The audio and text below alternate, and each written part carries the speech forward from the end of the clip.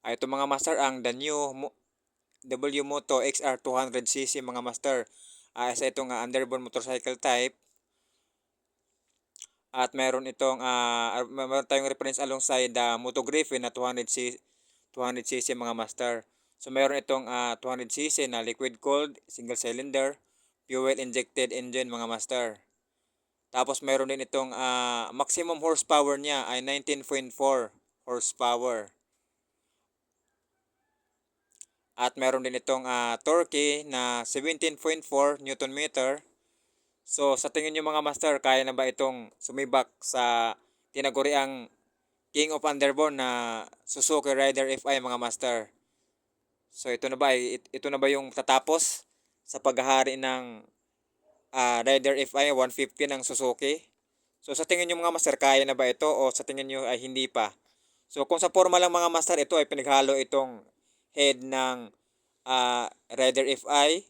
Mayroon naman itong dibdib na pinaghalo naman ng Sniper 150 at Honda Click 125 mga master. At sa kanyang back naman ay mayroon din itong hawig din sa Sniper 155. At sa kanyang sa side naman mga master ay hawig din ito sa old naman ng Sniper 150 at saka sa 135. So marami itong mga master pinaghalo-halong design sa iba-ibang brand at kaya ito mas lalong gumanda ito mga master. So sa tingin niyo ba mga master, kung darating to sa Pilipinas ay kukuha ka ba nito? Para sa pangporma, para sa long ride? At ito kung sa forma lang mga master, wala na tayong masasabi. Marami na tayong nito. Ah, Marami tayong makikitang magaganda dito kasi pinaghalo-halo kung saan yung magandang parts sa ibang motor ay sinalpak na dito mga master, kaya maganda na siya, pati yung kanyang foot brake maganda na rin. Hindi na siya pang hindi na siya pang tricycle.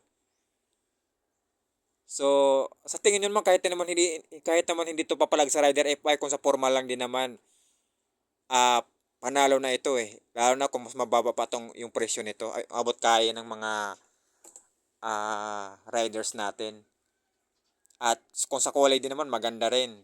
At tanong na lang natin dito kung hindi ba to sakit sa ulo o baka naman sakit din sa ulo kapag mayroong mga parts na may mga magkaroon ng problema. So ito, abang-abangan na natin itong mga master kung kailan ito darating sa Pilipinas kasi sa tingin ko lang mukhang maganda nga naman talaga siya. Sa looks pa lang, may dating na talaga siya eh. Kahit sa picture pa lang mga master, na siya eh. May dating na talaga siya.